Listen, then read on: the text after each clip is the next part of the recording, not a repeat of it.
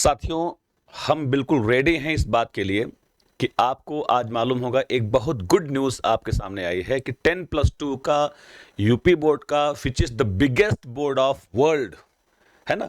आज उसका 10+2 का रिजल्ट आ गया है।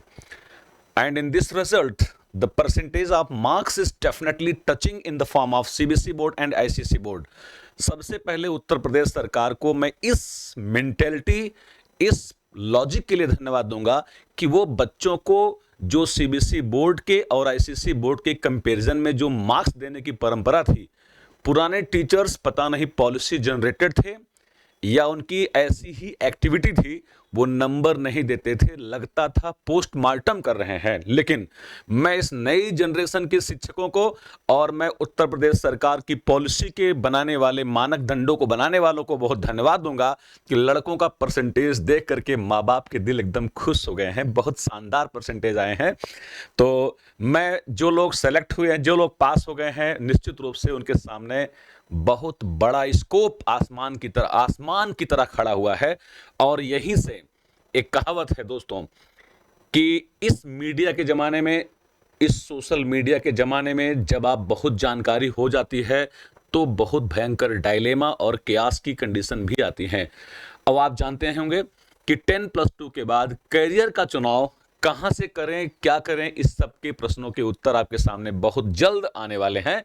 और मैं एक बात बता दूं आपको साथियों, ये बहुत पहले की घटना है, 2018 के पहले घटना है कि ब्रिटिश युवकों से, ब्रिटिश एडल्ट से, जो वहाँ के प्रोफेशनल्स थे, उनसे पूछा गया कि ये एक प्रकार की साइकोलॉजिकल रिसर्च थी कि अगर आप लोग जहां आज काम कर रहे हैं 10+2 के बाद अगर आपको सही कैरियर कंसल्टेंट या सही गाइड मिल गई होती तो आपकी पोजीशन क्या होती। तो इसमें से ये जो डेटा सर्वे किया गया, ये लगभग जो है कई लोगों पे किया गया, जिसमें से 42%, 42% यंगस्टर्स, एडल्ट्स और प्रोफेशनल से ये माना कि आज अगर हमको 10+2 के बाद अच्छी जानकारी मिली होती या अच्छा गाइडलाइंस मिला होता तो निश्चित रूप से आज जहां पर हम हैं इससे बेहतर पोजीशन पर हम होते।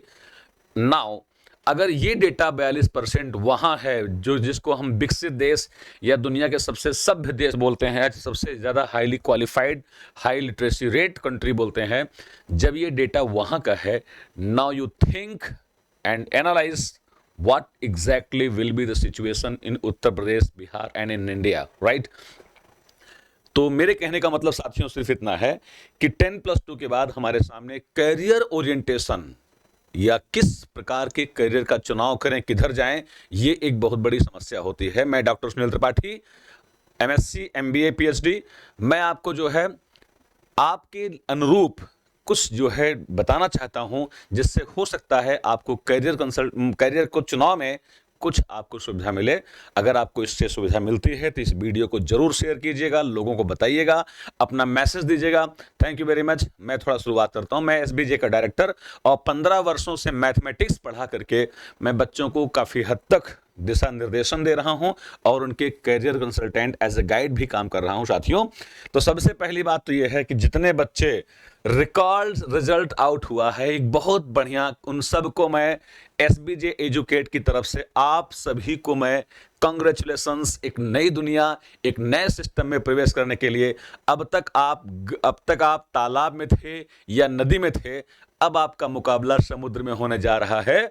और डार्विन ने बहुत पहले भी कहा था, सर्वाइवल ऑफ द फिटेस्ट, अर्थात योग्यतम की उत्तरजीविका। जैसे जब आप यहां से आएंगे तो अब आप कंपटीशन की फील्ड में आ रहे हैं। एंड साथियों, competition is not the process of selection, wrong. Basically competition is the reverse process of rejection, अर्थात हम किसी को सेलेक्ट नहीं करते हैं, सिस्टम किसी को सेलेक्ट नहीं करता है, system step by step reject करता है।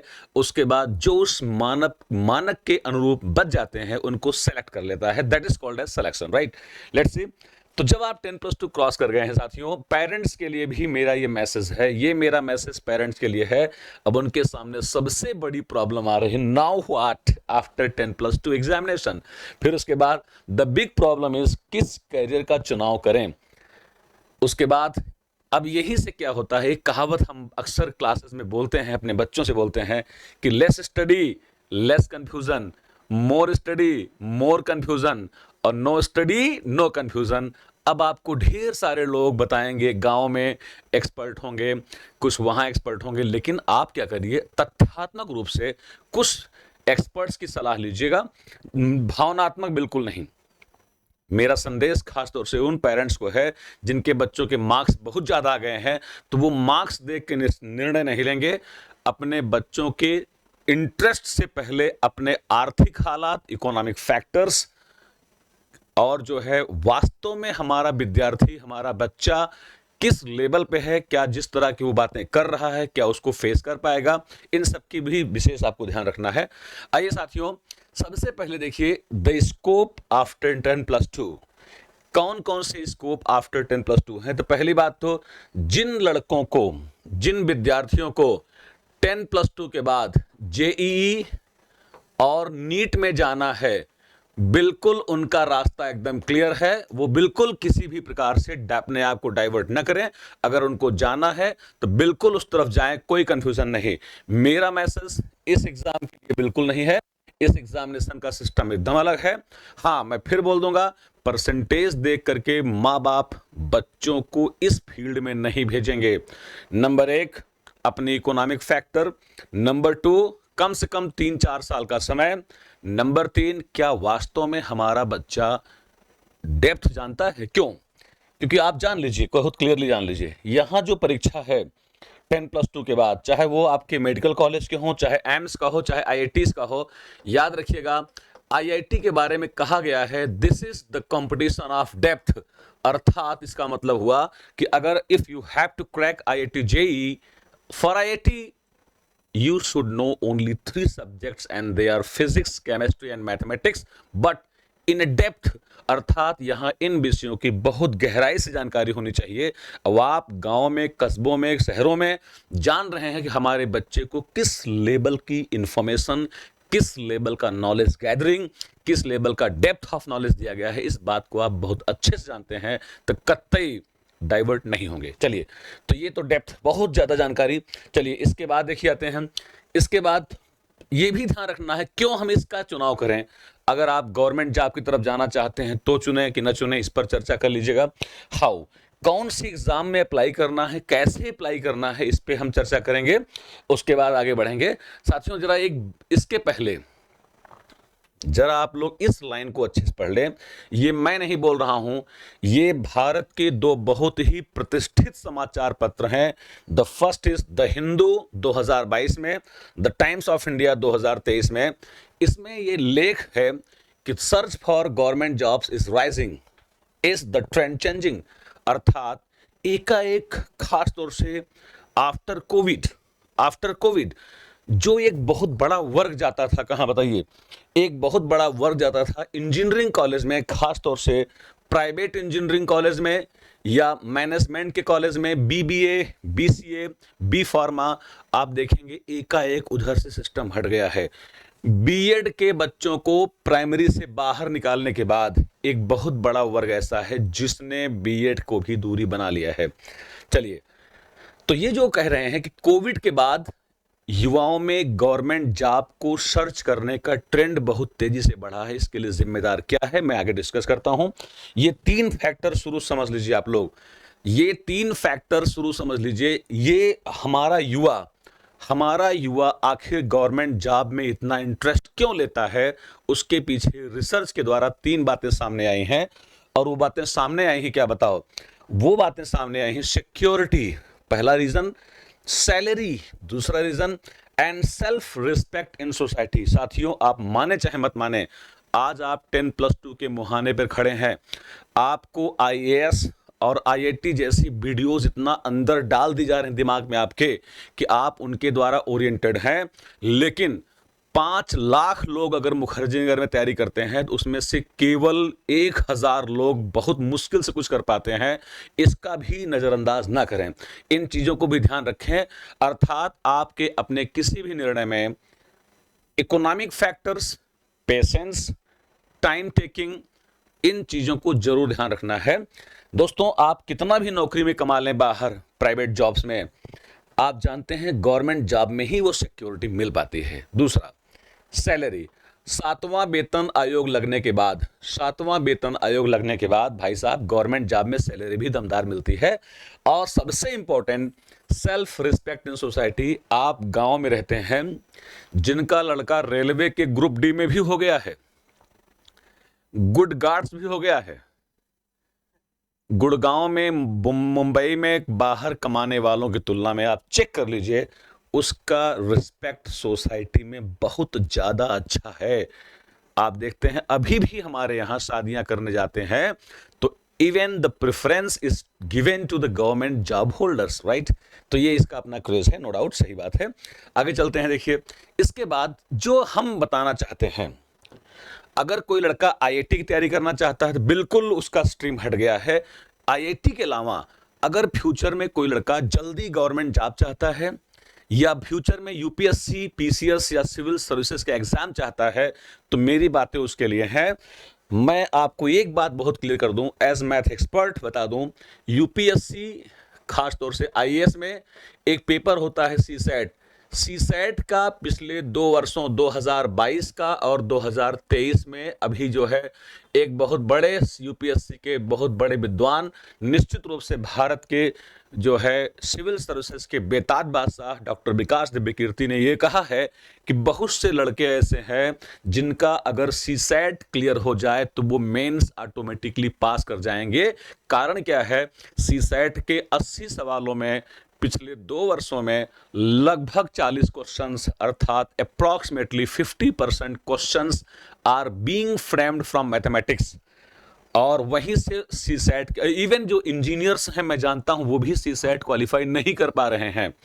और आपको जान के आश्चर्य होगा, मैं टीचिंग करता हूं, मैं मैथ्स पढ़ाता हूं, मैं बता दूं, अगर कोई लड़का सिंसियरली एसएससी सीजीएल का एग्जाम देने वाला हो तो वो सीसैट एग्जामिनेशन जो कि क्वालिफाइंग है, मैं चैलेंज करता हूं इस माध्यम से, मैं अपने बच्चों को पढ़ाता हूं, मेरे बच्चे सीसैट के सवाल को ऑटोमेटिकली मैथमेटिक्स में इतना कर देंगे कि केवल मैथमेटिक्स के दम पे सारे बच्चे सेलेक्ट हो जाएंगे। रीजनिंग तो हम लोग पढ़ाते ही पढ़ाते हैं, ठीक है। तो अगर सिविल में भी जाना है तो आपके बच्चे के लिए 10+2 के लिए 10+2 के बाद मेरी सलाह है ग्रेजुएशन कहीं से भी उसको एंगेज कर दें। जरूरी नहीं किसी नामी यूनिवर्सिटी में सीयूईटी पास करके हैदराबाद भेज दें, दिल्ली भेज दें, कोई। अगर आपको अपने बच्चे को सिविल सर्विसेज और आपको वनडे एग्जाम्स एसएससी में, बैंक में, रेलवे में, उत्तर प्रदेश सरकार में, पुलिस में, दरोगा में, आर्मी में कहीं भी सेलेक्ट करवाना है तो आप अपने आसपास की यूनिवर्सिटी से अफिलिएटेड कॉलेज में बच्चे का बीए में, बीएससी में एडमिशन कराएं। तत्पश्चात उसको एक अच्छी तैयारी करने के लिए, कारण क्या है, देखिए जितने भी एग्जाम्स होते हैं, चाहे वो स्टेट गवर्नमेंट के हों चाहे वो सेंट्रल गवर्नमेंट के हों, आप देखेंगे इनको जो है कुल मिलाकर के जितने भी वनडे एग्जाम्स हैं, यही वनडे एग्जाम्स बच्चे के लिए यूपीएससी में जाने का रास्ता खोलेगा।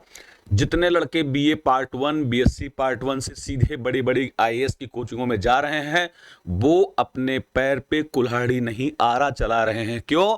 उनको सब्जेक्ट के बारे में जानकारी नहीं है, सीधे वो बहुत बड़ा विस्फोट करने जा रहे हैं। वो आप जानते हैं, अगर हमें थोड़ा सा नॉलेज होता है तो हमको जब बड़े टीचर्स, बड़े संस्थान पढ़ाते हैं तो एटलीस्ट हम उनका एनालिटिकल पार्ट या उनको सुन करके कुछ अपना आर्गुमेंट दे सकते हैं।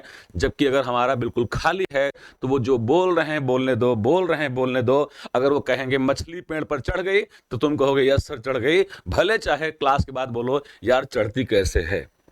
लेकिन अगर तुमको पहले से नॉलेज रहेगा तो आप आर्ग्यूमेंट कर जाओगे कि भाई साहब मछली चढ़ती नहीं है, मछली पानी में तैरती है, ठीक है। एनीवेज, चलिए, तो हम लोग एसबीजे एजुकेट में वनडे एग्जाम्स के पिछले 15 वर्षों से एक्सपर्ट हैं।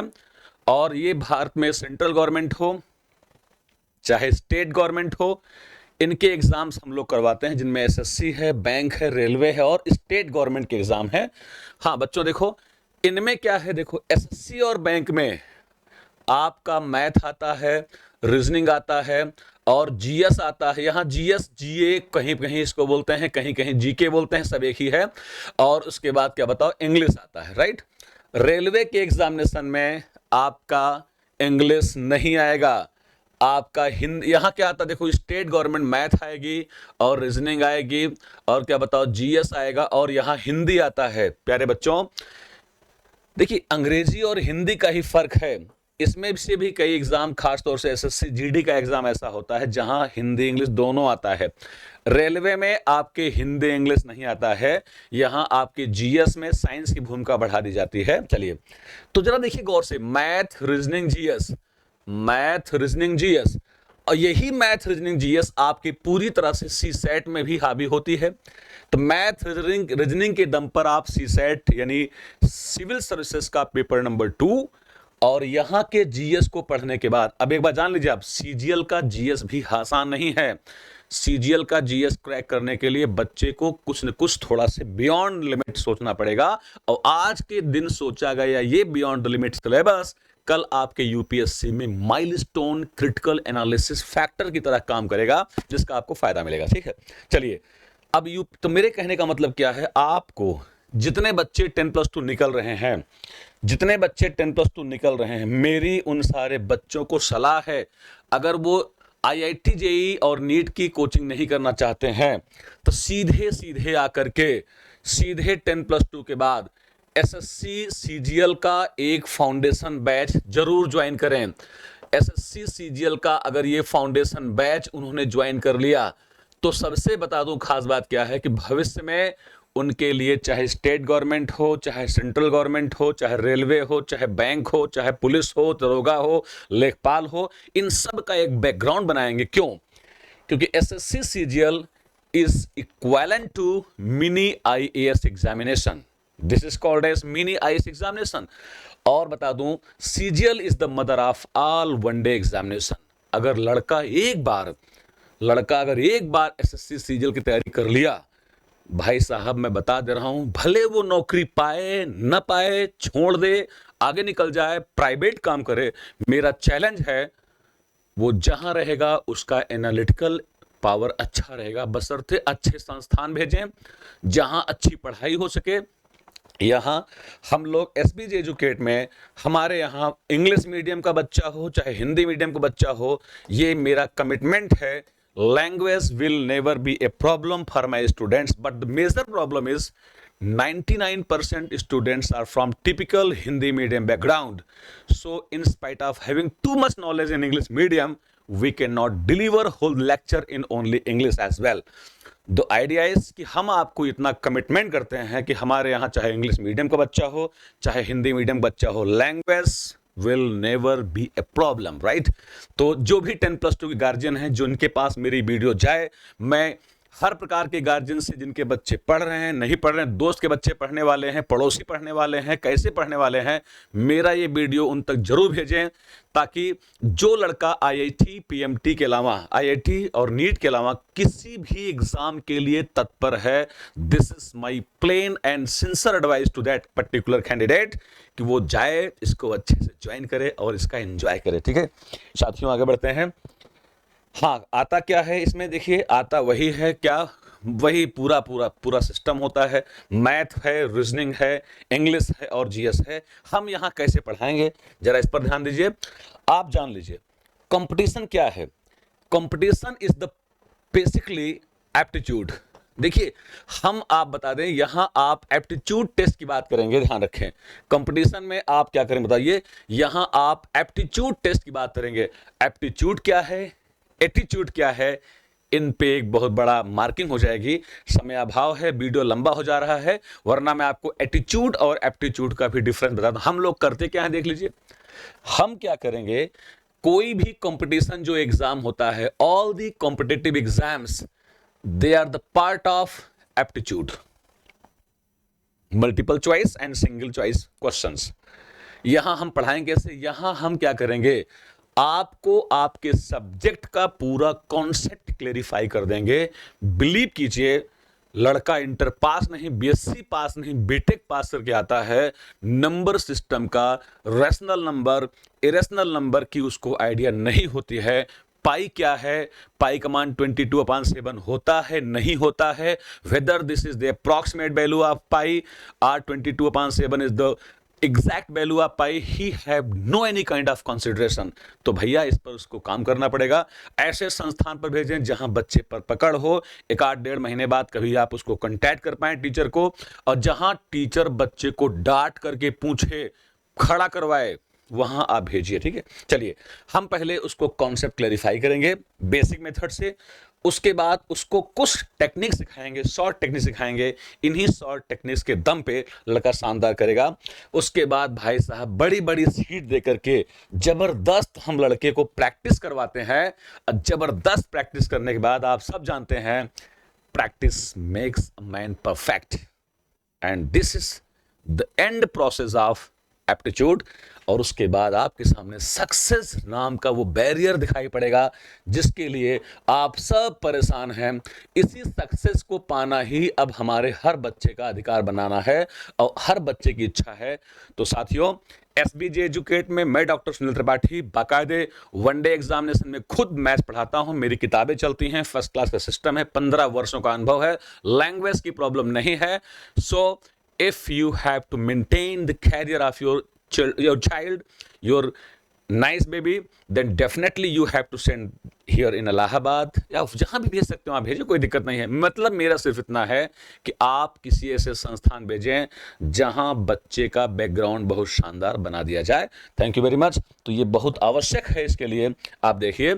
इसके बाद एग्जाम्स में क्या आता है, लंबा वीडियो बन जाएगा, तो आप उसको यहां भेजें। ये है हमारे एसबीजे एजुकेट चैनल का नाम, ये है उसका क्या बताइए बोलते हैं टेलीग्राम, और इस नंबर पर कंटैक्ट करके आप चाहें तो हमारी मैथ की ऑनलाइन क्लासेस, ऑफलाइन क्लासेस, सारी क्लासेस, सारे जीएस की क्लासेस, इंग्लिश के विद्वान सर हमारे साथ हैं, रीजनिंग का सबसे क्यूट टीचर हमारे पास है, पूरी टीम शानदार है। एज ए टीम लीडर मैं आपको इनवाइट करता हूं एसबीजे एजुकेट में। भेजिए, आपके बच्चे के धार, आपके बच्चे की स्पीड, आपके बच्चे की एक्यूरेसी नंबर 1 बनाने में हम अपनी पूरी जान लगा देंगे। थैंक यू वेरी मच सारे पेरेंट्स को, थैंक यू वेरी मच जिनके जिनके बच्चे सेलेक्ट हुए हैं, पास हुए हैं, अच्छा पाए हैं। जिनके बच्चे नहीं भी हैं, बिल्कुल ना घबराएं, एक बार और कोशिश करें, यही बात होती है। जय Hind, thank you very much.